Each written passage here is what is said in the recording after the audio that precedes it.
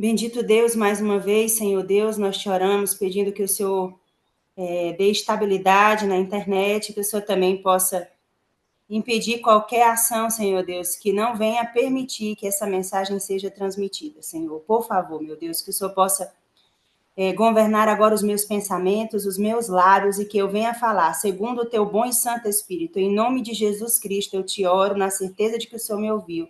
Amém, Senhor. Amém. Parece que agora a câmera vai ficar aberta, né? Amém. Então, como eu dizia, hoje nós vamos dar continuidade à segunda parte do estudo de ontem, que tem por título Acautelai-vos para não ser achados lutando contra Deus. E na parte de ontem eu falava muito sobre uma citação que Paulo fala para Timóteo, que encontra-se no livro de 2 Timóteo, capítulo 3, versículo 12. Então, você já pode abrir aí na sua Bíblia, nós vamos usar o recurso que Deus deixou do céu para nós, que são as letras sagradas, somente a Escritura. O livro no Novo Testamento é 2 Timóteo, capítulo 3, o versículo é o versículo 12. E Paulo diz assim, no versículo 12: E também todos os que querem viver piedosamente em Cristo Jesus sofrerão perseguições.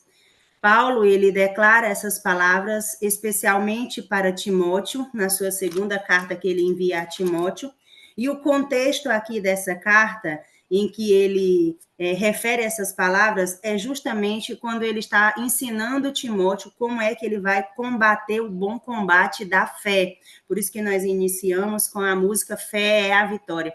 E é preciso estar muito bem estabelecido a fé que vence o mundo, que vai nos conceder vitória. Então, Paulo aqui, ele deixa claro para Timóteo, que não só a Timóteo, mas todos aqueles outros que nasceriam depois, que viriam depois, para esse evangelho, que iriam aceitar o evangelho de Cristo Jesus, todos eles iriam padecer perseguições, iam sofrer perseguições. Interessante que no versículo 10 de 2 Timóteo, capítulo 3, Paulo ele inicia as palavras dele dizendo exatamente assim: Tu, porém, se referindo a Timóteo, mas agora nós vamos cada um se encaixar nesse texto bíblico, porque a palavra de Deus ela é um livro que é atemporal. Timóteo ele está no pó da terra esperando a segunda volta de Jesus. É assim que nós cremos. Então, nós que estamos vivos precisamos compreender e assimilar essa palavra hoje para nós. Então, Paulo diz assim: Tu, porém, tens conhecido completamente a minha doutrina. Será que nós temos, de fato, conhecido completamente a doutrina de Cristo?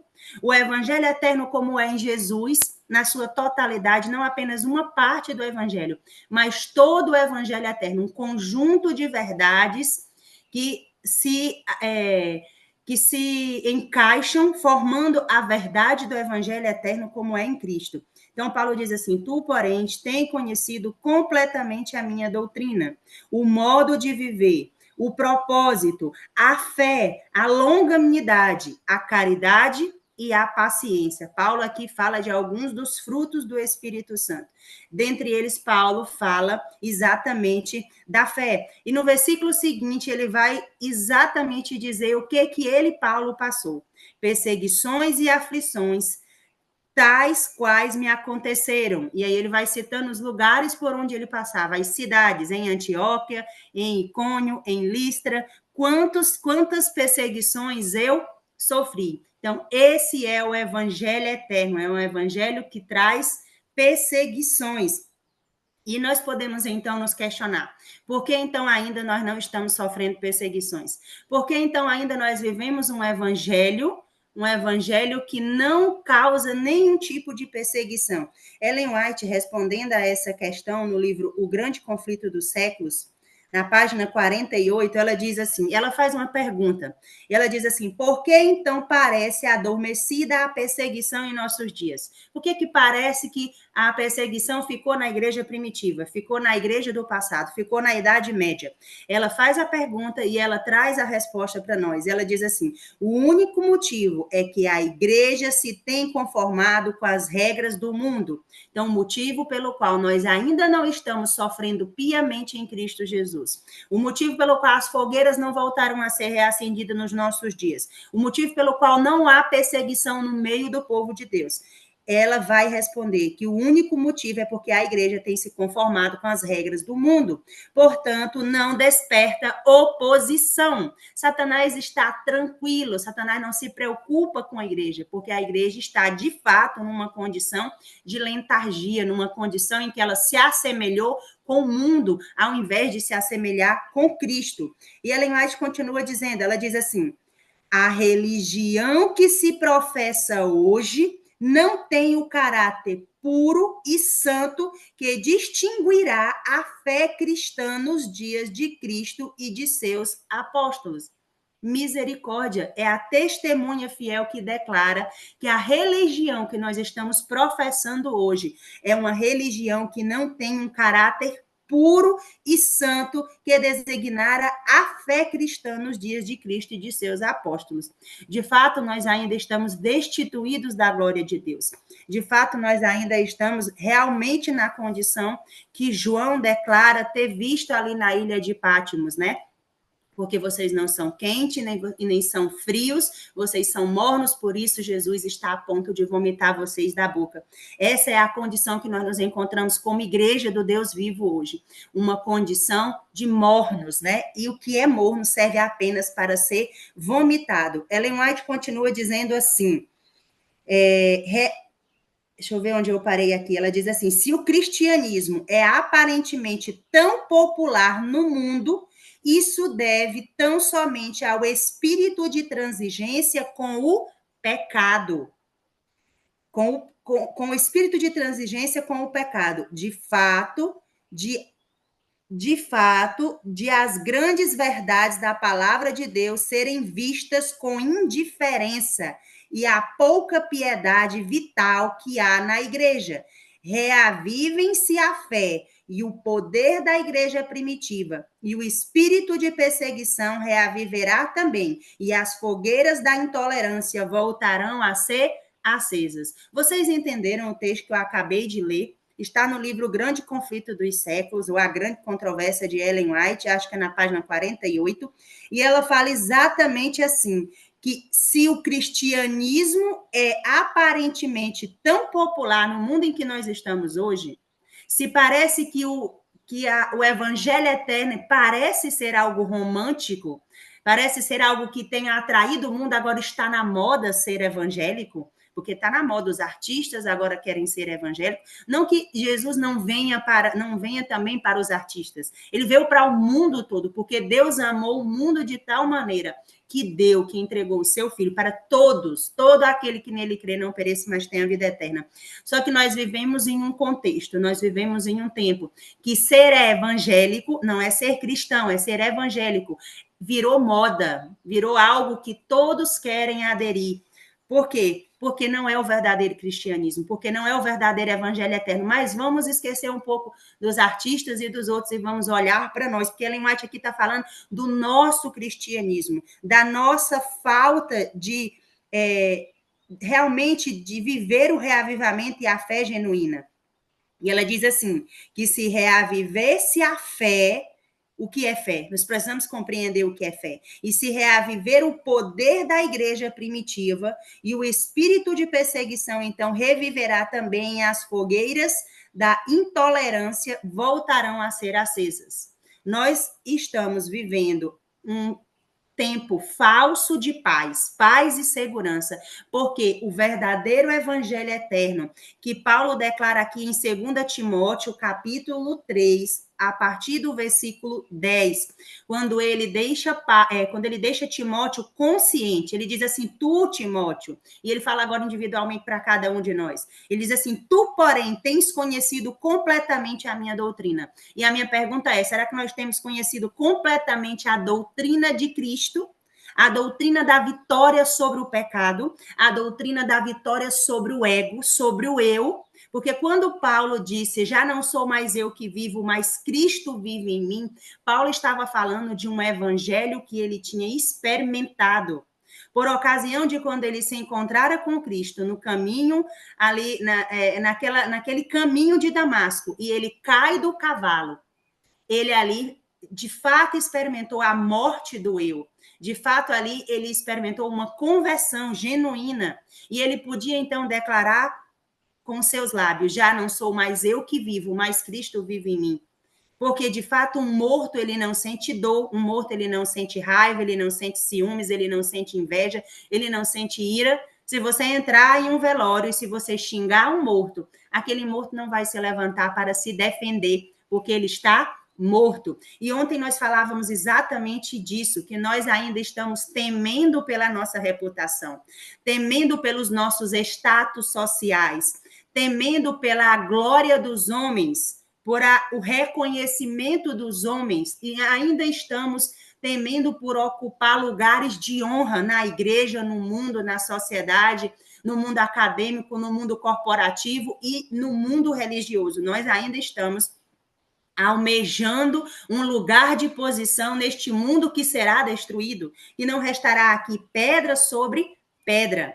Nós precisamos compreender, então, qual é esse propósito desse evangelho, o que significa realmente essa fé que Paulo fala aqui: tu, porém, tem conhecido completamente a minha doutrina. Ou será que nós temos conhecido só uma parte da doutrina? Será que nós temos assimilado só aquela parte que convém? Só aquela parte não, é muito bom seguir a Jesus, porque Jesus abençoa, e quando a gente devolve o dízimo, ele abre as portas do céu, e nós provamos ele. Irmão, será que nós não estamos percebendo que nós temos imitado o mundo de tal maneira que nós assimilamos uma espécie de evangelho evangélico, que nós estamos imitando as igrejas caídas, as igrejas que não têm o entendimento, não têm o conhecimento que nós temos. Será que nós estamos entre nós estimulando de tal maneira o evangelho de uma forma que a gente seja abençoado com esse evangelho, e nós não temos pregado realmente o vitupério da cruz? Então não faz sentido, não faria sentido quando Paulo diz: todos aqueles que quiserem viver piedosamente em Cristo Jesus sofrerão perseguições. Vamos abrir em Salmos 34, versículo 19, e vamos ver o que já havia sido profetizado por intermédio do salmista ainda no Antigo Testamento, porque isso não é um assunto só do Novo Testamento. Isso é um assunto da Bíblia por completo, de Gênesis a Apocalipse.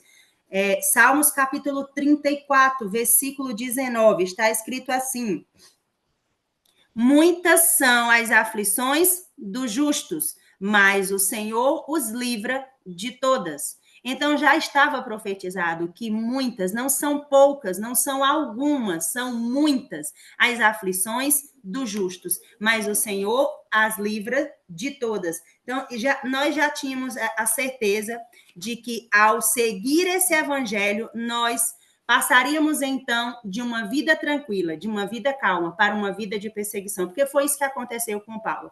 Paulo, outra hora, ele era o perseguidor do povo de Deus. Paulo tinha comandado as perseguições aos primeiros ali que tinham aderido ao cristianismo. Mas agora que ele tem esse encontro com Deus, agora que ele passa por essa conversão, ele passa, então, de perseguidor para ser perseguido, porque só há dois lados, irmãos, nessa história. Não há 3 opções, não há 4, não há como ficar em cima do muro. Na história do grande conflito entre o bem e o mal, só há lugar para 2 grupos: os filhos de Deus e os filhos do maligno. Só há lugar para 2 grupos: para as ovelhas e para os bodes. Só há lugar para 2 tipos de pessoas: aqueles que vão ser apedrejados e aqueles que vão receber as pedradas. Cabe a nós agora escolher: nós vamos apedrejar os nossos irmãos ou nós vamos receber as pedradas dos nossos irmãos? Isso é muito sério, irmãos. Pode ser que vocês nunca tenham ouvido assim um evangelho tão duro. Duros são essas palavras, de fato. A grande multidão achou essas palavras duras quando ouviram elas dos lábios de Jesus. Os 70 comissionados acharam essas palavras duras e abandonaram Jesus. E os próprios discípulos, eles se voltaram para Jesus e eles disseram: duro é esse discurso de ser ouvido, Jesus. Porque não há uma terceira opção. O evangelho para o qual nós fomos chamados é um evangelho de vida ou de morte. De fato, é um evangelho que parece ser extremista, mas é o evangelho de Cristo. É o evangelho que Paulo fala em Romanos 1,16. Porque o evangelho é o poder de Deus para a salvação de todo que crê. Mas esse evangelho, ele vai nos chamar para testemunhar. E testemunhar em algumas situações vai representar até o próprio martírio, se assim Deus quiser de nós. Então, vamos ver aqui no livro de Lucas, no capítulo 21, Lucas, no Evangelho de Lucas, no capítulo 21. Ora, ontem nós estávamos lendo o documento que Lucas fez para registrar os atos do Espírito Santo por intermédio ali dos apóstolos, né? Os atos dos apóstolos. Ontem nós meditamos no capítulo 5 de Atos, e hoje nós vamos estar meditando também aqui no documento de Lucas, o primeiro documento registrado por Lucas, que nós conhecemos como o Evangelho de Lucas, que na realidade não é de Lucas. Ele apenas foi o homem escolhido por Deus para colocar no papel, para registrar o Evangelho do próprio Cristo, o Evangelho de Jesus. Então, aqui no livro de Lucas, no capítulo 21, o versículo é a partir do versículo 12.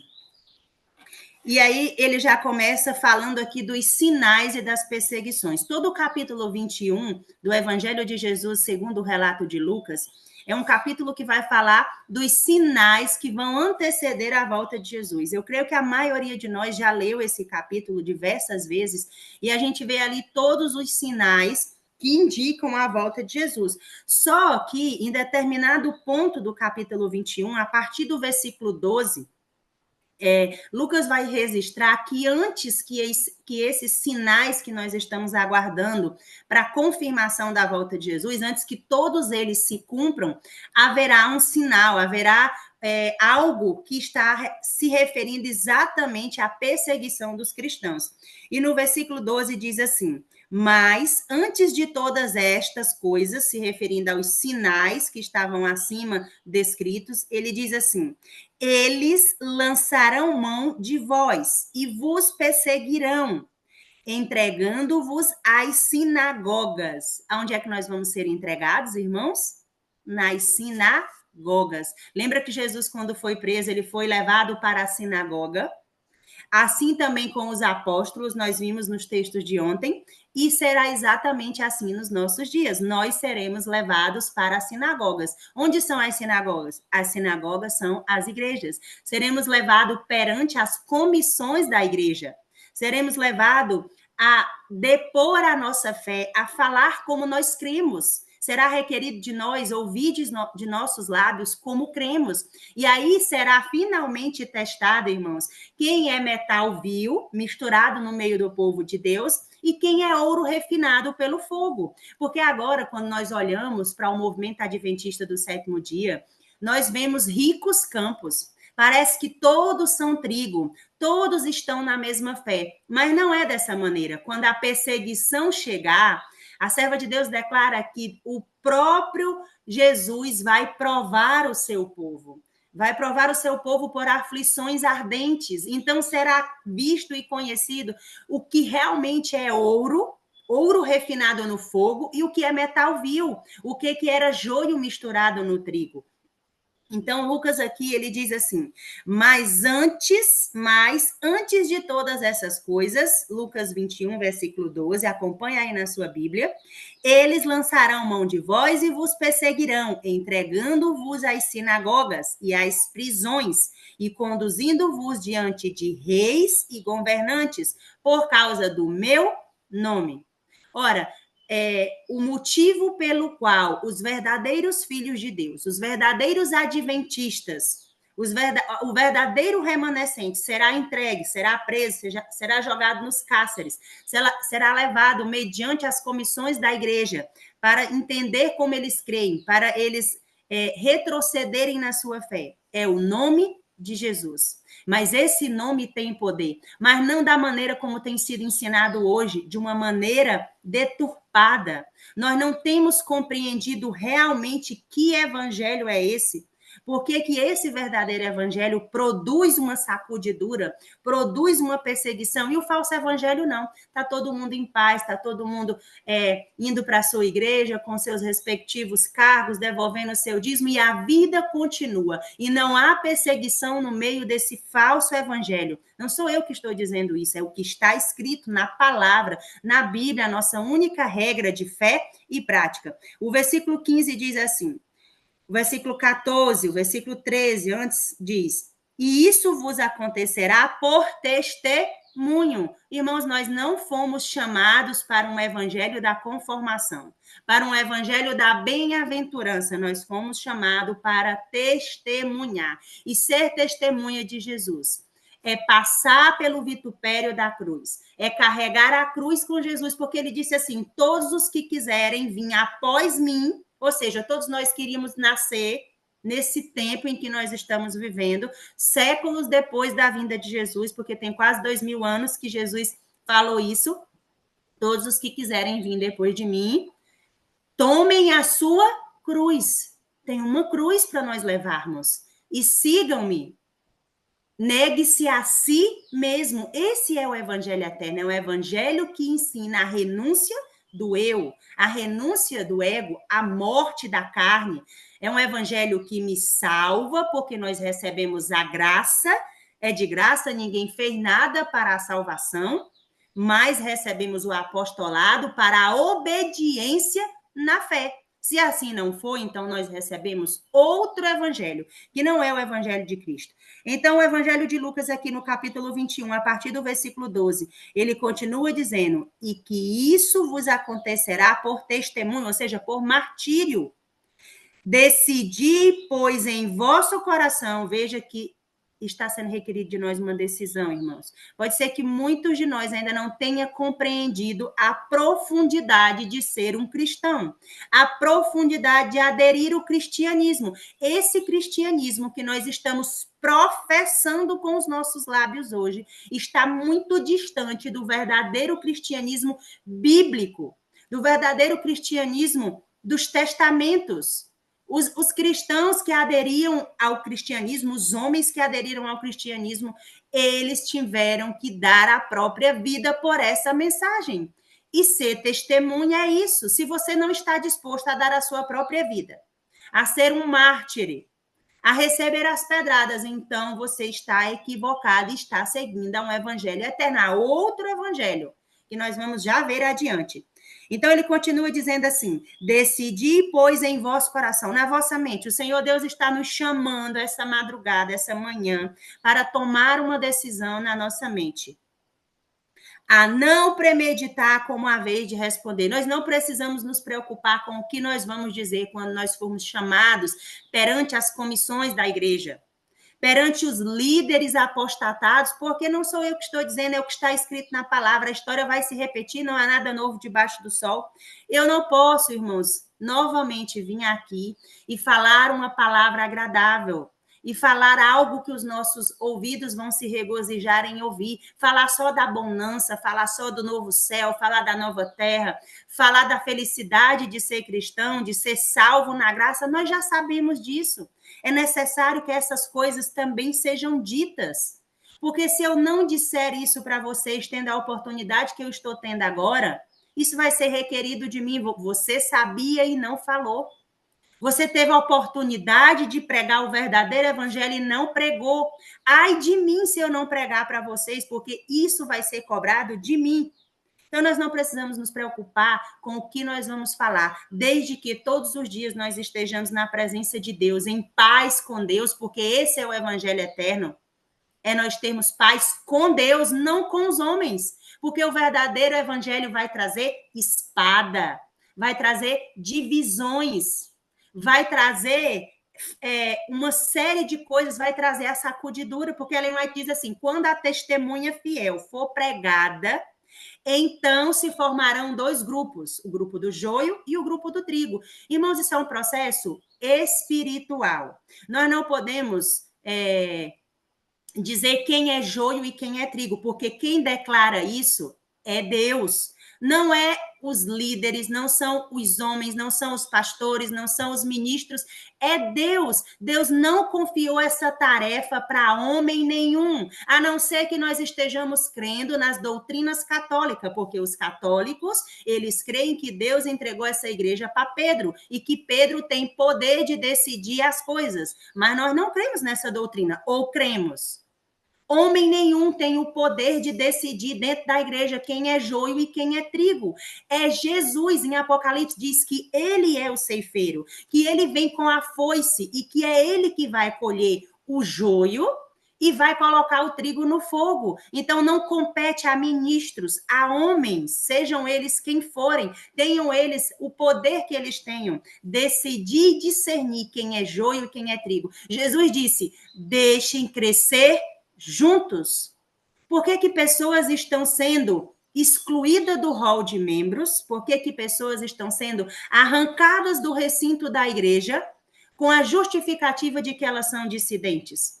Nós precisamos parar para pensar nisso, irmãos. Nós precisamos abrir os nossos ouvidos. Nós não podemos continuar simplesmente achando que toda a autoridade está na mão de homens, que compete a homens decidir quem é joio e quem é trigo. É Cristo que sacode a igreja dele, é Cristo que peneira a igreja dele, é Cristo que determina quem é, não determina, porque quem determina é a nossa escolha, mas é Cristo que vê do céu quem é joio e quem é trigo. Não façamos isso, irmão. Não façamos acepção de pessoas, porque esse não é o evangelho de Cristo. Deixem todos crescerem juntos. E logo mais será definido pelo próprio ceifeiro quem é o joio e quem é o trigo. Então, aqui ele continua dizendo assim, decidi, pois, em vosso coração a não premeditar o que é a vez de responder, porque eu vos darei boca e sabedoria, que todos os seus adversários não poderão resistir em contradizer. Sabe o que está sendo prometido aqui para nós?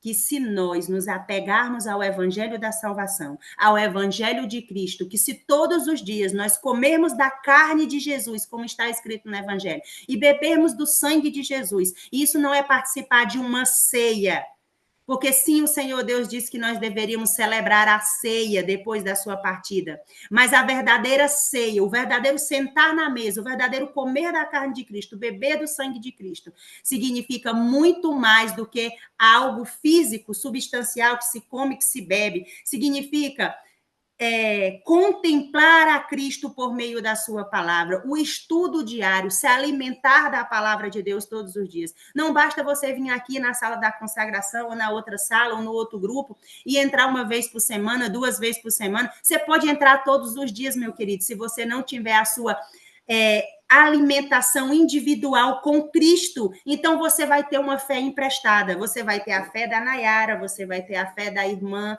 do outro irmão, você não vai ter a fé de Jesus.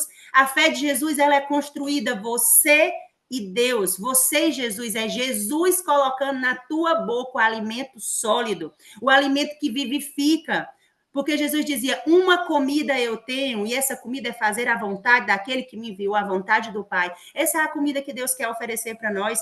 Não são vãs filosofias, não são palavras de homens, não são discursos humanos, não, queridos, é a palavra do Deus vivo, é a Bíblia, é a Escritura, e somente a Escritura como nossa única regra de fé e prática. Se nós fugirmos deste caminho, Jesus disse, eu sou o caminho, entrai por ele. Jesus é a estrada, é o caminho, é a escada, é o pão, é a água, é o vinho, é a luz. Jesus é tudo em nós. Se nós não formos por este caminho, nós vamos ter uma fé emprestada. E quando o grande momento chegar de sermos provados, nós não vamos passar nessa porta estreita, irmãos, porque largo é o caminho que nos leva à perdição, estreita é a porta. O Senhor Deus está dizendo, não te desvia nem para a esquerda, nem para a direita. Nós olhamos para a nossa situação como um povo e nós vemos uma apostasia generalizada dentro da instituição, fora da instituição. Então, nós nos decepcionamos muitas vezes com a instituição e nós nos voltamos para os ministérios. Mas a nossa salvação não está nos ministérios, a nossa salvação não está na instituição, a nossa salvação está em Jesus, a luz do mundo. Se nós não compreendermos, nós vamos nos perder nessa caminhada. Nós vamos, então, nos decepcionar com determinados homens aqui na instituição e vamos nos voltar para outros homens. O tempo todo parece que nós queremos um homem para seguir, uma mulher para seguir. Não sigam a mim, não acreditam no que eu estou dizendo. Abram a Bíblia de vocês, examinem as Escrituras como bereanos. Vejam com seus próprios olhos e com seus próprios ouvidos e peçam discernimento espiritual para ver se o que eu estou falando aqui confere com o que está escrito ou se eu sou um falso profeta. Irmãos, examinem as Escrituras. Quantas vezes eu vou repetir esse versículo aqui? Porque nós estamos acostumados a receber tudo que é trazido aqui no púlpito da igreja, no ministério A, no ministério B, e tomar aquilo como verdade absoluta. E não é assim, irmãos. Não é assim. Nós devemos ver a lei e o testemunho. Se eles não falarem desta maneira, jamais verão a alva. A lei e o testemunho, se eles não falarem desta maneira, é porque não há luz neles, é porque não há luz em mim. Se o que eu estou falando não está escrito, então que seja anátema, que seja amaldiçoado, é isso que Paulo falou. Se eu vier aqui pregar outro evangelho para vocês, que não é o evangelho de Cristo, o poder de Cristo para a salvação de todo aquele que nele crê, que seja amaldiçoado. Paulo diz, ainda que um anjo do céu descesse pregando outro evangelho, além daquele que foi pregado, do poder de Deus para a salvação do homem, para a vitória sobre o eu, sobre o ego, sobre o pecado. Se outro evangelho for pregado, pode ser um anjo, o próprio Paulo, se Paulo ressuscitasse, se isso fosse possível, e viesse aqui para nós e pregasse outro evangelho, que não fosse o poder de Deus para a salvação do homem, do pecado, da imundícia, da sujeira, que seja amaldiçoado, não importa quem está pregando, não importa qual seja a posição dessa mulher ou desse homem, desse ministro, se não está de acordo com a lei e o testemunho, rejeitem, meu irmão, porque nós estamos entendendo aqui. Acautelai-vos para não ser achados lutando contra Deus. Será que nós estamos entendendo a profundidade dessa mensagem? Quando eu rejeito o evangelho de Cristo, eu estou rejeitando a Cristo. Quando eu rejeito a mensagem de Cristo, a mensagem que os mensageiros trazem, mas essas pessoas, elas são radicais, essa irmã é muito radical. Essa irmã só fala da parte ruim do evangelho. Você não está me rejeitando. Quem sou eu para você me rejeitar? Eu não sou nada, eu não sou ninguém. Eu sou apenas alguém que tem emprestado os lábios para que Deus fale por intermédio da minha boca, porque eu vou prestar conta com Deus. Se eu não pregar essa mensagem, eu vou prestar conta com Deus. Então, a partir de agora, parem de acreditar em tudo que vocês acreditam. Aprendam a examinar as escrituras como os bereanos e ver se aquilo que está sendo dito nos púlpitos, nos grupos, realmente está de acordo com a palavra. Parem de elogiar os pregadores, parem de bater palma. Irmã, você pregou bem demais. Irmãos, isso faz mal para quem ouve. Elogio faz mal. A serva de Deus diz que a maioria das pessoas que recebem elogio, isso é um mal para elas. Porque a glória não é para nós, irmãos. A glória é para Deus, é para Cristo. A glória é para Jesus. E quando o homem recebe a glória, os elogios, então ele tomou e ele roubou a glória que era para Deus. É por isso aqui que no Evangelho de Lucas, no capítulo 21, está escrito: porque eu vos darei boca e sabedoria, que todos os seus adversários não poderão resistir nem contradizer. O Senhor está jurando, o Senhor está prometendo que se tão somente nós comermos dessa carne e desse sangue de Jesus, ele vai colocar as palavras dele na nossa boca. Assim como o Pai colocou as palavras na boca de Jesus. Porque agora nós precisamos compreender algo, irmãos. Quando Jesus esteve aqui na Terra, Jesus não usou os seus atributos divinos. Paulo é bem claro lá em 2 Tessalonicenses, lá em Filipenses, digo melhor, Filipenses capítulo 2. Porque sendo ele na forma de Deus, não achou por usurpação ser igual a Deus, mas antes esvaziou-se a si mesmo, assumindo a forma de servo. Ou seja, ele era o rei, mas ele agora troca de lugar, ele deixa a sua posição, ele deixa os seus méritos e os seus atributos no céu, se esvaziar. Ele se esvaziou, ele deixou os atributos no céu. E ele veio verdadeiramente assumir uma carne de pecado. Paulo diz isso lá em Romanos capítulo 8, versículo 3. Então, vocês vão rasgar a Bíblia de vocês vão ter que rasgar Romanos capítulo 8, versículo 3. Porque se vocês vão continuar acreditando que Jesus não veio numa carne pecaminosa, Jesus veio com uma carne em semelhança de pecado, em algumas versões, em outras versões, numa carne pecaminosa. Ter a carne pecaminosa não é pecado. Nós precisamos saber a diferença entre ter a carne pecaminosa e pecado. O pecado é a transgressão da lei. Ellen White, a Bíblia fala, o pecado é a transgressão da lei. E Ellen White declara lá na compilação Fé e Obras, que a única explicação para pecado, na página 50 de Fé e Obras, é a transgressão da lei. Não existe outra definição para pecado. Se algum homem disser que existe várias definições para pecado, não é bíblico. Rejeitem isso, irmãos. E ponto. Ai, mas é o líder, mas é o ministério. Não interessa. Ou é a lei e o testemunho. A Bíblia diz que a única definição bíblica para pecado é a transgressão da lei. Pecado é a transgressão da lei. E ter uma natureza pecaminosa não é pecado. Raciocine, meus irmãos. Abram a mente de vocês, peçam a Deus para tirar essa escama nos olhos de vocês. Orem para que Deus tire a escama. Orem para que Deus dê colírio do discernimento espiritual, porque Deus quer dar colírio para a igreja que não quer passar o colírio. Ora, qual o motivo de Jesus ter nascido no ventre de uma mulher?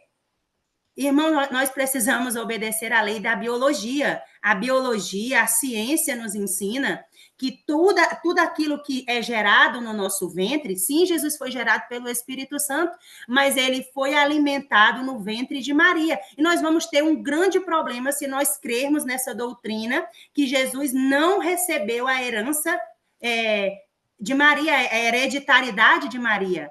Então, nós vamos crer na doutrina da Imaculada, que Maria era a Virgem Imaculada. Essa é uma doutrina católica. Pelo amor de Deus, será que vocês não percebem o que está acontecendo no meio do povo de Deus? Quando nós negamos a natureza de Cristo, nós estamos concordando com uma doutrina católica, que diz que Maria era uma virgem sem pecado, imaculada. É uma doutrina de Maria, da Igreja Católica. Maria era virgem, contudo, ela não era imaculada, ela tinha uma máquina de pecar, ela tinha uma carne pecaminosa. E ter carne pecaminosa não é pecado em si. Então, o que Jesus herda de Maria é essa carne pecaminosa que Paulo fala em Romanos 8:3. E que lá em 1 João, no capítulo... Deixa eu só dar uma olhadinha aqui, que eu até coloquei aqui. 1 João, capítulo 4. Parece que eu estou saindo do assunto, mas eu não estou, irmãos. Esse é exatamente o motivo pelo qual não há perseguição no meio do povo de Deus. É porque nós não compreendemos o evangelho como ele é em Cristo. Quando essa mensagem for assimilada, vivida e pregada, então a perseguição virá. Porque o que levantou o ódio nos líderes da igreja naquele tempo foi os apóstolos pregarem o poder de Jesus Cristo. E qual era o poder de Jesus Cristo? Ora, raciocinem. Jesus não podia usar os poderes do céu, porque se ele usasse, Satanás não ia aceitar. Ora, era muito fácil ele, sendo Deus, vencer o pecado, porque Deus não peca. Deus não peca, Deus não mente, Deus não pode morrer. Raciocinem. Lá em 1 João, capítulo 4, a partir do versículo 1, ele diz assim, ó. Amados, 1 João, capítulo 4. Amados, não creais em todo o Espírito, mas provai se o Espírito são de Deus, porque muitos falsos profetas têm aparecido no mundo. Como que vocês vão saber se alguém é um falso profeta ou um verdadeiro profeta? Ele diz assim no versículo 2, nisto conhecereis o Espírito de Deus. Se alguém está falando da parte de Deus, todo espírito que confessa que Jesus Cristo veio em carne. Que carne? Ora, a carne que tinha disponível naquela época. Uma carne que já estava com 4.000 anos de debilidade. Lá no Desejar de Todas as Nações, Ellen White diz que Jesus esperou 4.000 anos da história do pecado para ele nascer, porque ele tinha que vir exatamente numa época em que o pecado estava tão depravado, para ele provar que era possível vencer o pecado na carne pecaminosa, porque ter a carne pecaminosa não é pecado. Pecado é você decidir pecar. Isso Jesus nunca fez. Jesus nunca pecou. Ele tinha uma máquina de pecar, mas nunca colocou ela em funcionamento. E aí aqui está escrito assim, nisto conhecereis o Espírito de Deus. 1 João, capítulo 4, versículo 2.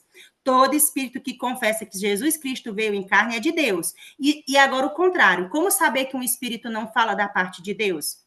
E todo espírito que não confessa que Jesus Cristo veio em carne não é de Deus. Mas este é o espírito do anticristo, do qual já ouviste que há de vir, e já era e já está no mundo. Então, quando um ministro se levanta para dizer que Jesus veio com outra carne, que não é a carne pecaminosa, então nós estamos aderindo ao espírito do anticristo. Então nós vamos fazer parte do grupo que vai apedrejar. Nós vamos fazer parte do grupo que vai ser encontrado lutando contra Deus. E como é que nós lutamos contra Deus? Deus vai descer e a gente vai lutar com ele fisicamente? Não. Nós lutamos contra Deus ou a favor de Deus quando nós estamos com a palavra. Quando nós estamos com o evangelho eterno e pregamos o evangelho eterno, o verdadeiro evangelho em Cristo Jesus, então nós estamos lutando com Deus. Quando nós lutamos contra essa mensagem, nós estamos lutando contra Deus. A serva de Deus, lá no Desejado de Todas as Nações, ela diz que a humanidade de Cristo é tudo para nós. Jesus não poderia morrer, meus irmãos, se ele tivesse vindo com os atributos do céu, porque não se mata Deus. Deus é imortal. E Jesus é Deus. Isso é uma doutrina bíblica nossa. Jesus é Deus. Mas ele se esvaziou da sua divindade, ele deixou ela no céu. E ele assumiu realmente uma carne de pecado. Mas isso não quer dizer que ele pecou, porque nós sabemos que em todas as coisas ele foi tentado, mas nunca se achou um pecado nele, porque ele foi gerado no ventre de Maria pelo Espírito Santo. Então, desde o seu nascimento, ele já nasceu com a natureza divina. Só que essa natureza divina não são os atributos da divindade para realizar milagres e operar curas. Essa natureza divina, ela foi concedida por Deus por intermédio das instruções que ele recebeu, que Maria recebeu do anjo, de como ela deveria comer, do que ela deveria fazer. Jesus foi ensinado aos pés de sua mãe, que não tinha muito conhecimento, com o rolo do Antigo Testamento. E Jesus cresceu ali com o Espírito Santo. Só que essa mesma natureza divina que foi concedida a Jesus, por intermédio do batismo do Espírito Santo, ela está sendo agora conferida a nós, por intermédio dessa união que Jesus fez na carne com o homem. É por isso que a natureza de Jesus é tudo para nós, que a humanidade de Jesus é tudo para nós. Jesus levou realmente a humanidade para o céu. Pela eternidade, aqueles que tiverem a felicidade de morar a eternidade com Jesus, vão ver que Jesus se tornou realmente homem de dores. Ora, se Jesus tivesse enfrentado Satanás no deserto sendo Deus, nem Satanás teria aceitado esse desafio. Porque como se vence Deus sendo o próprio Deus? Jesus venceu Satanás sendo homem. Então, qual é a resposta? Como Jesus venceu, se ele não podia usar os atributos dele? Como Jesus fez milagres? Como Jesus ressuscitou mortos? Por meio da palavra. Por isso que João diz assim, o verbo se fez carne e habitou entre nós, a palavra. Agora Jesus não podia usar os poderes que estavam no céu depostos. Ele usou a palavra. Quando você abre lá em Mateus capítulo 4, isso fica claríssimo para nós, porque o recurso que Jesus usou foi o recurso da palavra. Quando você vê a tentação de Jesus, abram aí a Bíblia de vocês em Mateus 4. Mateus capítulo 4, quando fala da tentação de Jesus. Então Jesus foi conduzido pelo Espírito ao deserto para ser tentado pelo diabo. Ora, o diabo só tentou Jesus porque Jesus tinha uma máquina de pecar. Raciocinem. Se não era possível Deus pecar, Jesus pecar, então como é que ele ia ser tentado? Então a Bíblia está contando uma lenda, uma mentira. Jesus tinha a possibilidade de pecar. E Ellen White diz que Jesus poderia ter escolhido pecar. E a humanidade teria se perdido para sempre, mas não só a humanidade. O próprio Filho de Deus teria se perdido. Tem esse texto, Ellen White fala isso. Então, como Jesus aqui estava assumindo uma carne pecaminosa, uma carne de pecado. Mas tem uma diferença de Jesus para nós. Entenda, a única diferença de Jesus para nós é que ele nunca pecou, portanto, ele não tinha a deslealdade pecaminosa que nós temos. Nós temos lembrança dos nossos pecados. Jesus não tinha isso, porque Jesus não pecou, então ele não tinha lembrança dos pecados, certo? Mas ele tinha uma máquina de pecar, que ele nunca colocou ela para funcionar. E aqui no deserto da tentação, ele foi tentado nos seus limites. Ele foi tentado em todos os aspectos. Que diz assim, então Jesus foi conduzido pelo Espírito ao deserto para ser tentado pelo diabo. Era realmente possível que Jesus caísse, mas ele escolheu. E ele escolheu citando a palavra na hora da tentação. O versículo 2 diz assim, e quando ele jejuou 40 dias e 40 noites, Jesus, ele teve fome. O versículo 3 de Mateus 4.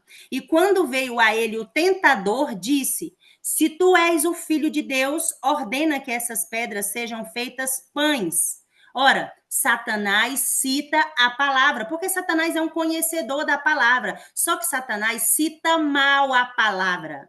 Entendam que o espírito do anticristo, quando ele se manifesta no meio do povo de Deus, ele também usa a palavra, só que ele cita mal a palavra. Satanás aqui, ele apresenta para Jesus assim, se tu és mesmo o filho de Deus, transforma essas pedras em pães. Ora, isso para Jesus era muito simples. Ele que tinha ressuscitado mortos, o que é transformar uma pedra em pão? Ele que tinha multiplicado vários pães, 2 pães, para ele não era nada. Então, ele tentou Jesus usando a palavra, porque esse conflito é um conflito de palavras, as palavras do inimigo contra as palavras de Cristo.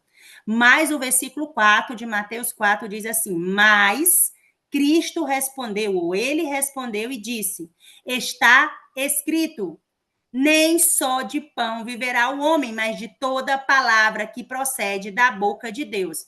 Irmão, Jesus estava com fome. Jesus estava com muita fome, 40 dias sem comer. Jesus tinha vontade de comer, mas Jesus dominou a vontade. Jesus citou a palavra, porque Jesus aqui, ele mencionou o que estava escrito no Velho Testamento, no livro de Deuteronômio, no capítulo 8, no versículo 3. Nós não vamos abrir por falta de tempo, mas você pode anotar aí no seu caderno de anotação, Deuteronômio, capítulo 8, versículo 3. Jesus usou um texto do Antigo Testamento, aonde Moisés escreveu exatamente isso. Nem só de pão viverá o homem, mas de toda a palavra que sai da boca de Deus. Então, qual foi o método que Jesus usou para enfrentar Satanás? Foi os seus poderes? Foi a sua divindade? Não, irmãos, foi a palavra. Por que Jesus usou a palavra? Porque esse método é o mesmo método que Jesus tem usado desde a criação do mundo.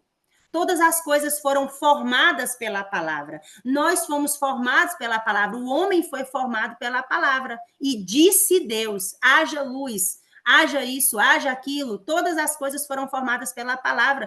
Porque antes da fundação desse mundo, Jesus já tinha conhecimento da história do pecado e ele já sabia como era que ele ia resgatar o homem.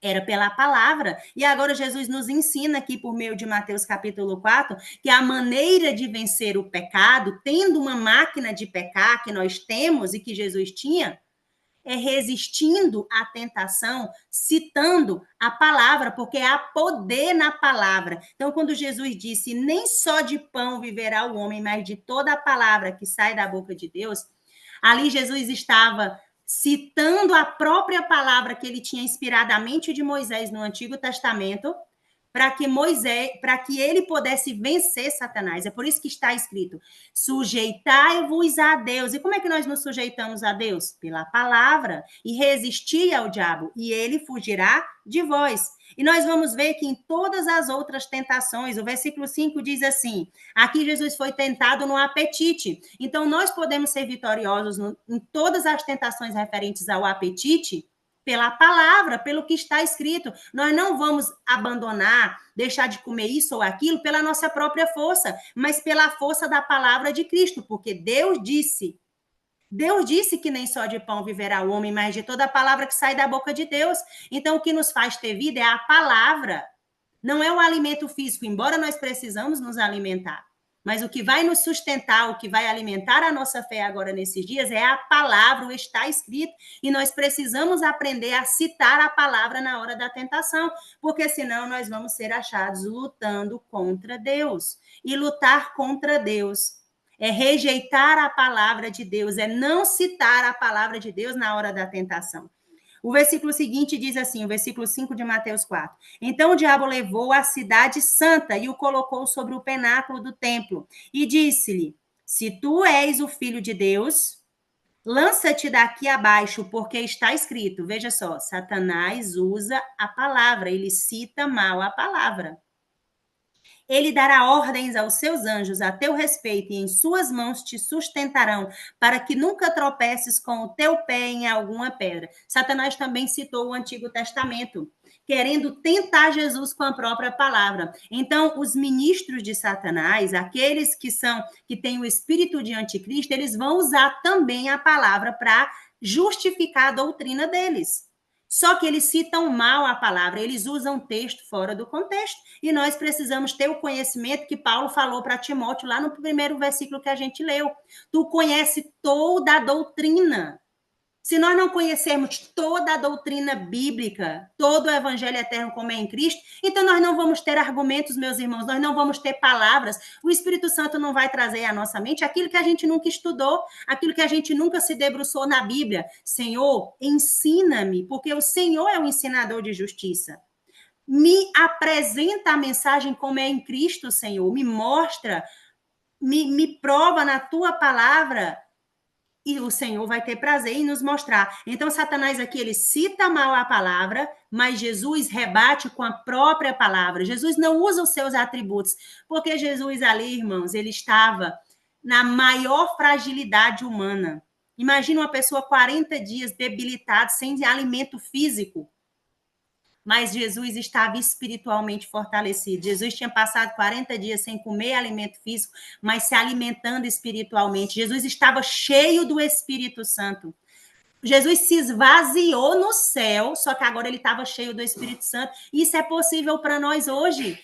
O método que Jesus usou é um método compatível que nós podemos usar hoje. Nós podemos nos encher do Espírito Santo. E como é que nós vamos nos encher do Espírito Santo? É ficar esperando por um evento que nunca chega? É ir na palavra, é comer a palavra. É aprender aos pés de Cristo. Senhor, ensina-me. Eu quero aprender contigo. Entendeu? Então, nós vamos aprender com Cristo. Cristo vai nos ensinar. Nós vamos ser cheios do Espírito Santo de Deus. E ninguém vai nos enganar. Não, eu não vou enganar vocês, o ministro A, o B, o ministério, ninguém vai enganar vocês, porque o próprio Espírito Santo, que é o consolador que Deus nos deu, ele vai avivar a palavra na nossa mente. E quando aqueles homens que estão cheios do espírito do anticristo, mas que têm aparência de piedade, vierem para nós e disserem, você entendeu errado. Você não entende de exegese, você não entende de hermenêutica, você não entende de homilia. Irmãos, isso é ensino de homens. Jesus não mandou a gente aprender hermenêutica, nem exegese, nem homilia. Isso teologia é o estudo de Deus. É o homem tentando entender Deus.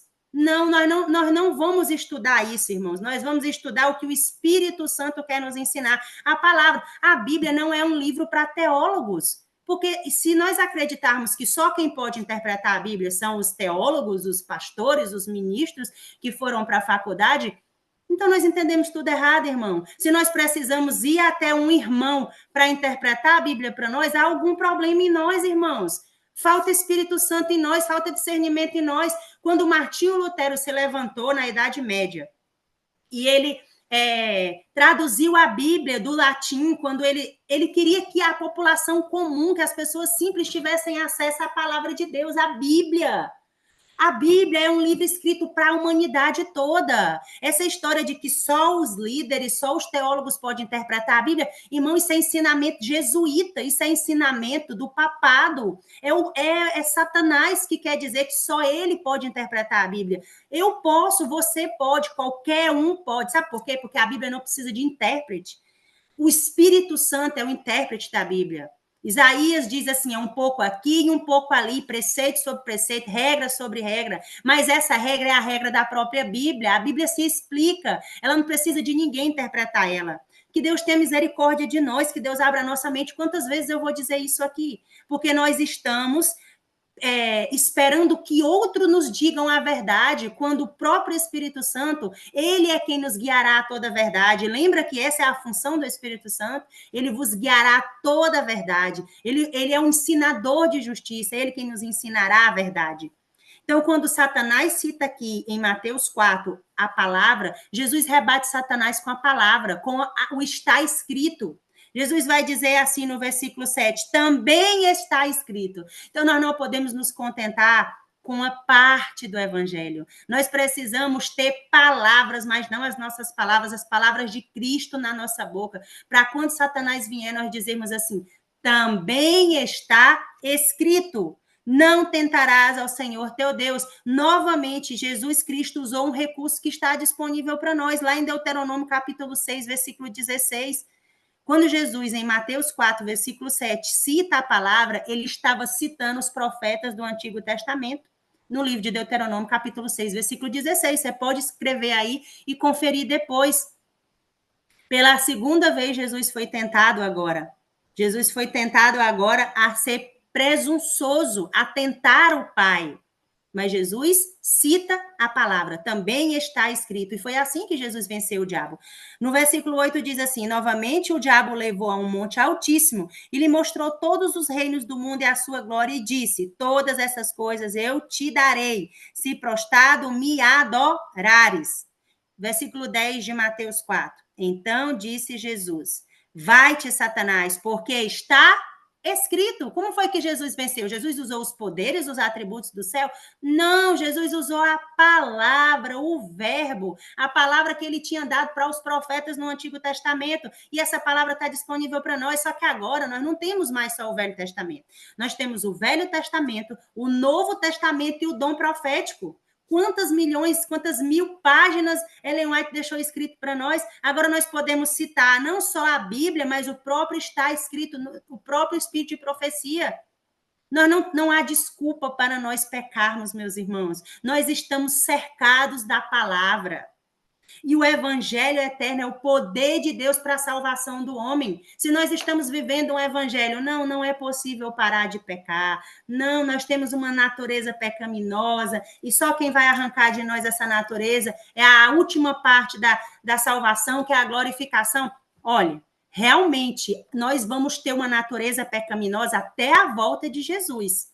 O que vai arrancar de nós essa natureza pecaminosa é a última etapa da salvação, é a glorificação, que vai tirar o corpo corrupto de nós. Mas isso não quer dizer que nós vamos continuar pecando, porque o pecado é uma decisão. E nós vamos decidir, pelo poder de Cristo, citando a palavra, que nós não vamos pecar mais, porque nós queremos ser testemunhas de Jesus, nós queremos ser achados lutando com Jesus, e não lutando contra Deus. Você entende a diferença? Quando Jó lutou com Jesus, Jó continuava tendo uma natureza pecaminosa. Jó continuava sendo o enganador que tinha enganado seu pai, o seu irmão. Só que agora ele tinha nojo do pecado. Jó agora disse, Senhor, eu não quero mais isso. Olha as consequências do meu pecado. Eu passei mais de 20 anos trabalhando para o meu sogro, sendo enrolado por Labão, porque eu enrolei o meu pai, porque eu enganei o meu pai. Eu colhi, Senhor, as consequências do pecado na minha vida. Eu sou agora um pecador arrependido e eu não quero pecar mais. Senhor, eu não te largo até que tu me abençoes. E Jó lutou com Deus a noite toda. Ele lutou com o anjo do Senhor. Ele lutou com o próprio Miguel. E ele foi ferido, irmão, nós seremos feridos nessa batalha. Jacó. Tá falando Jó, mas é Jacó. Jacó saiu daquela luta ferido, porque nós sairemos desta luta feridos, mas vitoriosos em Cristo Jesus. Nós teremos a vitória que vence o mundo, que é a vitória da fé. É crer nessa palavra. Jesus venceu Satanás no deserto da tentação, tendo um corpo pecaminoso, uma máquina de pecar, igual a minha, igual a de vocês. Só que Jesus escolheu nunca pecar. Foi tentado em todas as coisas. E Jesus escolheu nunca pecar. Eu sei que o tempo já está bem avançado. E teria outros textos aqui para nós meditarmos. Eu não sei se vai dar tempo. Hoje é domingo, não sei se a gente pode estender um pouquinho mais o estudo. Vamos abrir a nossa Bíblia. Nós estávamos no livro de Lucas. Vamos voltar para o livro de Lucas para a gente concluir a leitura do livro de Lucas. Do que nos espera se nós estivermos dispostos a pregar essa mensagem.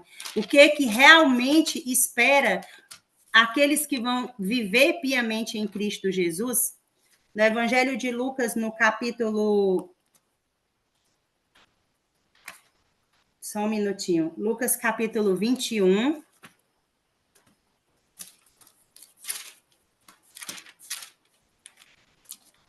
Nós estávamos em Lucas capítulo 21, nós já tínhamos lido até o versículo 15, se eu não me engano. E diz assim, versículo 16: E vós sereis traídos pelos pais, é isso que nos espera, pelos irmãos, não só pelos irmãos da igreja, mas pelos irmãos de sangue, pelos parentes e amigos, e eles matarão alguns de vós. É isso que nos espera, irmãos. É duro esse discurso, são duras essas palavras, mas não são minhas, são as palavras que estão escritas na Bíblia. E aqui diz assim, no versículo 17: Sereis odiados por todos os homens por causa do meu nome. O que é que nos espera? Ódio. O que nos espera, irmãos, é o ódio. Por quê? Porque o mundo odeia esse evangelho. O mundo odeia Cristo. E nós não podemos esperar outra coisa que não seja isso. Sereis odiados por todos os homens por causa do meu nome. Odiaram Jesus sem motivos e vão nos odiar sem motivos também. Vamos abrir a nossa Bíblia agora no Evangelho de Mateus, no capítulo 5, para confirmar isso. Todos os evangelhos estão falando a mesma coisa. A Bíblia inteira está falando a mesma coisa. Eu não sei como é que a gente não pode enxergar isso. É porque nós não estudamos. Se nós estudássemos, nós não teríamos dificuldade de compreender isso. No capítulo 5 de Mateus, no versículo 11, está escrito assim. Capítulo 5, versículo 11. Abençoados ou felizes sois vós quando os homens vos insultarem e vos perseguirem e falsamente disserem toda espécie de mal contra vós por minha causa. Então, nós seremos verdadeiramente insultados e perseguidos por causa desse evangelho. E se não estamos sendo ainda, é porque não estamos pregando esse evangelho. Estamos pregando outro evangelho. Lá no livro de Marcos, mais adiante, ele vai falar a mesma coisa. Todos os evangelhos estão falando a mesma coisa. Marcos, capítulo 13.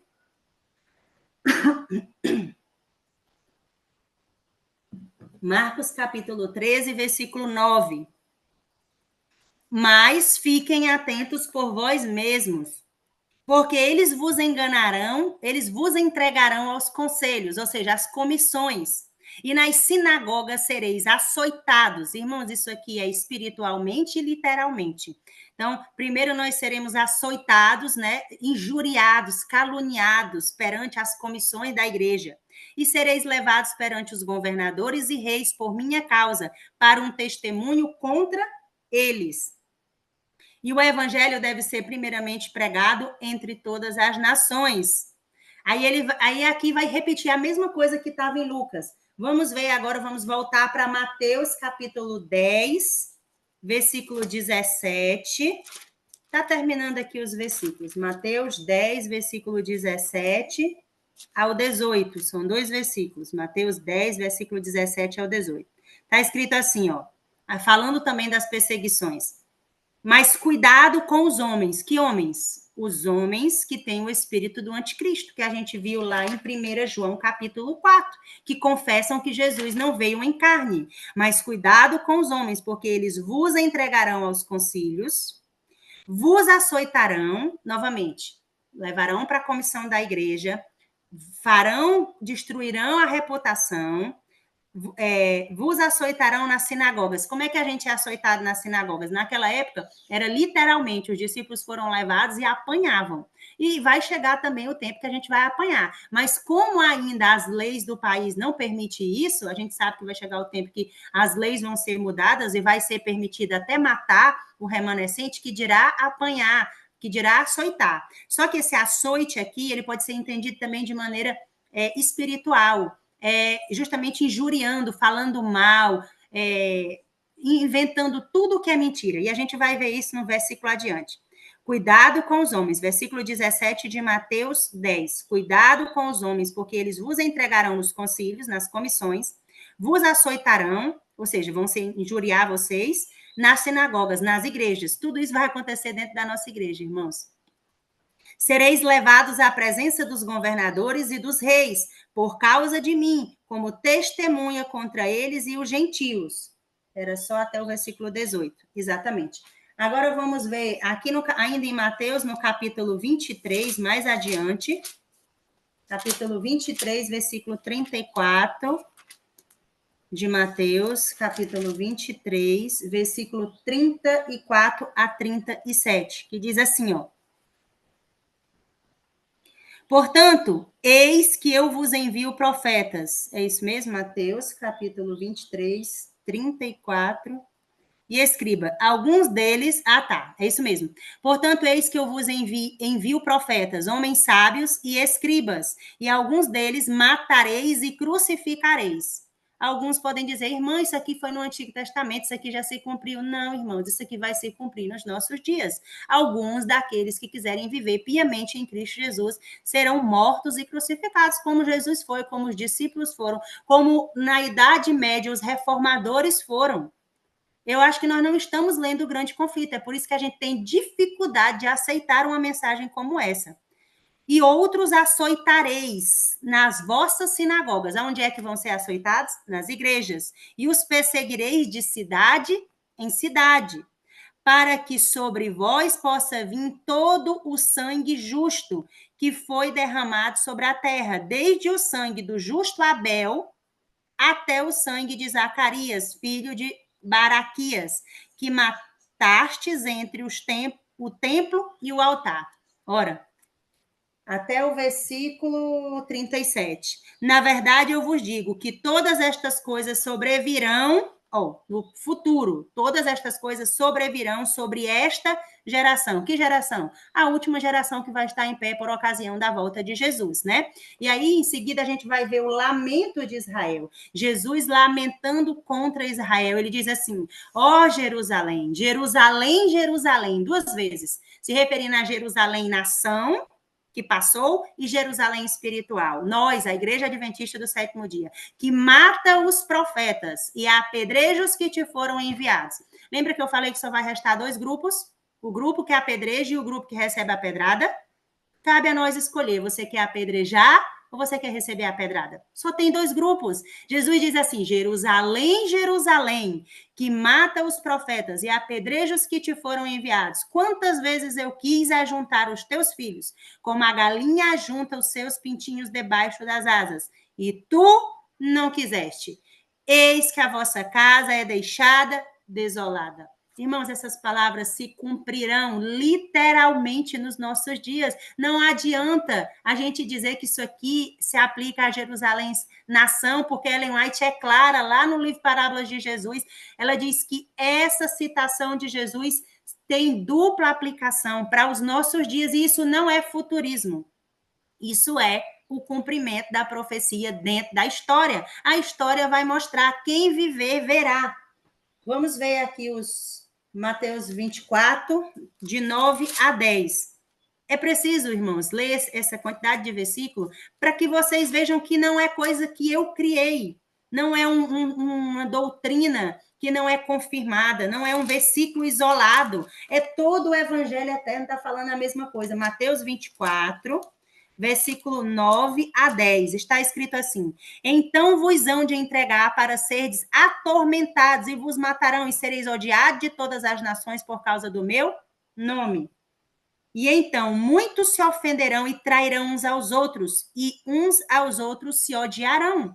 É isso que está previsto, irmãos. Esse é o evangelho. Ser bem-vindo. Esse é o evangelho eterno. Não há outro evangelho eterno. Esse é o evangelho que nos espera se nós quisermos pregar. Voltando agora para o evangelho de João. Juro que já está quase concluindo. Prometo para vocês. João, capítulo 15. Se vocês tiverem dificuldade, depois eu posso passar todos os textos, tá bom? João, capítulo 15, versículo 20. Está escrito assim, lembrai-vos da palavra que eu vos disse, o servo não é maior do que o seu senhor. Quando Deus pede para nós lembrarmos algo, quando as escrituras pedem para nós lembrarmos algo, é porque a gente esqueceu. E o povo de Deus esqueceu que seguir a Cristo é padecer, que seguir a Cristo é uma cruz e um vitupério. Então, Jesus está dizendo assim, lembrai-vos das palavras que eu vos disse. Que palavras? Todas essas palavras que a gente leu hoje de manhã aqui, que está no Evangelho. O servo não é maior do que o seu senhor, ou o escravo não é maior do que o seu senhor. Se eles perseguiram a mim, também perseguirão a vocês. Se guardarem as minhas palavras, também guardarão a vossa. Mas todas essas coisas vos farão por causa do meu nome, porque eles não conhecem aquele que me enviou. Porque não guardaram as palavras. Então, novamente aqui a gente vê os dois grupos, o que é apedreja e o que é apedrejado. Se odiaram a Jesus, o Filho de Deus, que dirá os filhos, nós, aqueles que seguirem essa doutrina hoje. Para concluir, nós vamos ver o que Paulo fala em Filipenses e Tessalonicenses. Vamos abrir a nossa Bíblia aí em Filipenses. Está pertinho um dos outros livros aqui. Filipenses, capítulo 1, versículo 29. Paulo diz assim, no versículo 29 do capítulo 1. Porque a vós foi concedido em relação a Cristo, não somente crer nele. O que foi concedido a nós esta manhã? Não somente crer em Cristo, mas também sofrer por Cristo. Nós estamos sendo chamados a sofrer por Cristo.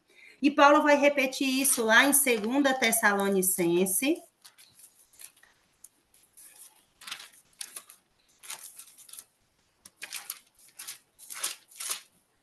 Só achar aqui, irmãos, um minutinho.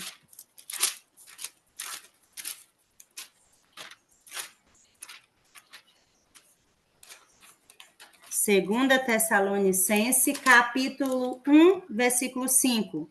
Capítulo 1, versículo 5. Isto é o sinal manifesto do justo julgamento de Deus, para que sejais considerados dignos do reino de Deus, pelo qual também sofreis. Ou seja, eles são provas evidentes do justo julgamento de Deus, a fim de que sejais considerados dignos do reino de Deus, pelo qual sofreis. Nós precisamos sofrer para sermos considerados dignos do reino de Deus, porque esse é o evangelho eterno. E João, na ilha de Pátimos, lá em Apocalipse, no capítulo 1, João viu. João não acha, João viu, ele foi transportado para o futuro e ele viu as cenas dos últimos dias. E João diz assim, no capítulo 1, no versículo 9 do capítulo 1. Eu, João, que também sou vosso irmão e companheiro na tribulação. Companheiro em quê? Na tribulação. Nós somos chamados para a tribulação. E no reino e na paciência de Jesus Cristo. Eu estava na ilha de Pátimos, na ilha que é chamada Pátimos, por causa da palavra de Deus e do testemunho de Jesus Cristo. Para que nós somos chamados? Por causa da palavra de Deus e do testemunho de Jesus Cristo. E no capítulo 2 de João, no versículo 10 a 3, João completa, descrevendo a cena que ele foi levado a contemplar do nosso futuro, dos nossos dias. João capítulo 2, do versículo 10 ao 13. Não temas estas coisas que tu sofrerás. Irmãos, Deus está nos dizendo essa manhã que diante de tudo que nós ouvimos aqui ontem e hoje, de todas essas palavras, de todos esses versículos, nós não devemos temer. Por quê? Não temas as coisas que tu sofrerás. Eis que o diabo lançará alguns de vós na prisão, para que sejais tentados, e tereis tribulação por 10 dias. Ser fiel até a morte, e eu te darei a coroa da vida. Aquele que tem ouvidos, ouça o que o Espírito diz às igrejas. Aquele que vencer não será ferido pela segunda morte. Irmãos, isso se cumpriu na Idade Média e isso tem uma dupla aplicação, duplo cumprimento nos nossos dias, antes da volta de Jesus. O que é garantido para nós, irmãos, a gente leu aqui por último Apocalipse capítulo 2, do versículo 10 a 3. O que é garantido para nós é que mesmo que a gente venha a padecer, a morrer, mas que vai ser a morte dos santos. Então, nós não devemos temer aqueles que matam a vida, que tiram a nossa vida. O único que nós devemos temer é aquele que tem poder para matar a nossa alma, o nosso espírito. Porque se nós morrermos em Cristo, e se nós formos mártires, e se nós formos jogados nas prisões, nós seremos e faremos parte da primeira ressurreição, da ressurreição dos justos. E digo mais, ainda teremos o privilégio de fazer parte daquela ressurreição especial, daqueles que morreram na fé da mensagem do terceiro anjo. É isso que a senhora White fala, é isso que o Espírito de Profecia fala. Vamos orar pelo tempo, pedir a Deus que cele todas essas palavras no nosso coração e nos ajude a de fato não temer. Bendito Deus e grandioso Pai, mais uma vez graças te damos, Senhor Deus, porque o Senhor tem nos dado o alimento sólido da tua palavra. Porque o Senhor tem nos mostrado para qual hora nós fomos chamados, Senhor Jesus. Tem misericórdia de nós, Senhor Deus. Porque na realidade o espírito está pronto, Pai, mas a carne é fraca, Senhor Deus. Pai, nós ainda tememos pelo que vai acontecer conosco, Pai. Tira de nós esse medo, porque está escrito que o verdadeiro amor lança fora o medo, Senhor Jesus. Nos ajuda, Senhor Deus, a estar preparados para esta hora que nós fomos chamados. Senhor, nos levanta, nos acorda, Senhor Deus. Tira, Senhor Deus, toda embriaguez espiritual no meio do teu povo, Senhor. O Senhor está esperando que nós nos levantemos com o poder do teu Santo Espírito para pregar esta mensagem, Senhor, para pregar o poder de Jesus Cristo, para ensinar o povo, Senhor Deus, que há remissão para os nossos pecados, mas não somente para isso, Senhor, que há poder no sangue de Jesus para nos manter vitoriosos, porque está em Cristo, está escrito que em Cristo nós somos mais que vencedores, Pai. Que a vitória que vence o mundo é a nossa fé, Pai. A fé que é o Senhor mesmo quem realiza em nós, porque está escrito que é o Senhor quem realiza o querer e o efetuar, e é o Senhor quem aumenta a nossa fé, Pai. É o Senhor quem produz em nós os frutos da tua justiça. Senhor, tem misericórdia de todos aqueles que ouviram esta mensagem, daqueles que ainda vão ouvir, Senhor Deus. Essa mensagem verdadeiramente é uma mensagem de vida ou de morte. Não se trata de alarmismo, Senhor Jesus. Não se trata de colocar medo nos meus irmãos. Se trata, Senhor Jesus, de ser realista com o evangelho eterno da salvação. Cada um que ouvir esta mensagem, Senhor Deus, vai ter a oportunidade de escolher a quem servir, Pai. De escolher de que lado vai aceitar nessa história, Pai. Se vai estar do lado daqueles que vão ser apedrejados, daqueles que vão receber as pedradas, ou se vai estar do lado dos atiradores, daqueles que vão lançar as pedradas. Assim como foi nos dias de Josué e Calebe, Senhor Deus. Os líderes do povo israelita se levantaram para apedrejar Josué e Calebe. No meio das 12 tribos de Israel, dos príncipes de Israel, os maiores sacerdotes se levantaram, encheram as suas mãos de pedra, Senhor Deus, para apedrejar Josué e Calebe, porque eles não concordaram com o relatório de Josué e Calebe, Senhor, porque eles estavam possuídos de ciúme e inveja, Pai, porque eles tinham outro espírito que governava eles, que não era o Espírito de Deus, Pai. Mas o Senhor se interveio e o Senhor não permitiu que Josué e Calebe fossem mortos por aquelas pedradas, Senhor Jesus. Pai, mas em outra ocasião, nas tuas palavras, como no caso de Estevão, o próprio Paulo se levantou, Senhor Jesus, e autorizou o apedrejamento de Estevão, Senhor Jesus. E Estevão foi morto por causa dessa palavra. Pai, mas Estevão não se injuriou. Estevão não odiou seus irmãos. Estevão não murmurou. Ele levantou a cabeça e ele contemplou a glória do céu, Pai. Ele contemplou Cristo, Salvador dele, e ele orou por aquelas pessoas que lhe apedrejaram, Senhor Jesus. Estevão disse: Pai, perdoa-os, eles não sabem o que faz.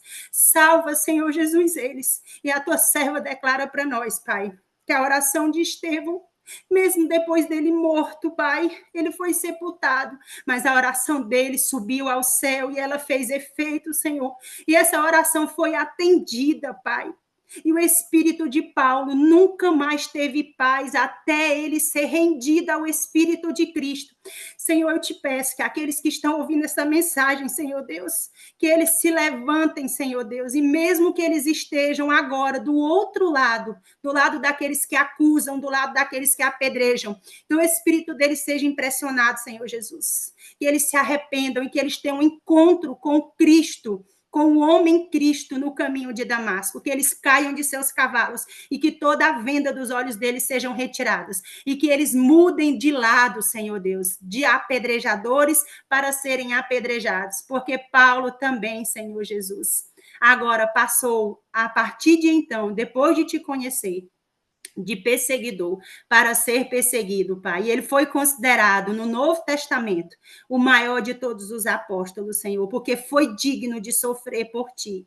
Ajuda-nos, Senhor, a compreender esta mensagem. Sela ela na nossa mente, Eu te suplico pelos méritos de Jesus, na convicção de que o Senhor recolheu esta oração, de que o Senhor também recolhe as nossas lágrimas no teu odre, Pai, e de que o Senhor nos atende antes mesmo de nós pedirmos, pelos méritos de Jesus Cristo, que vive e reina para sempre. Amém, Senhor Jesus.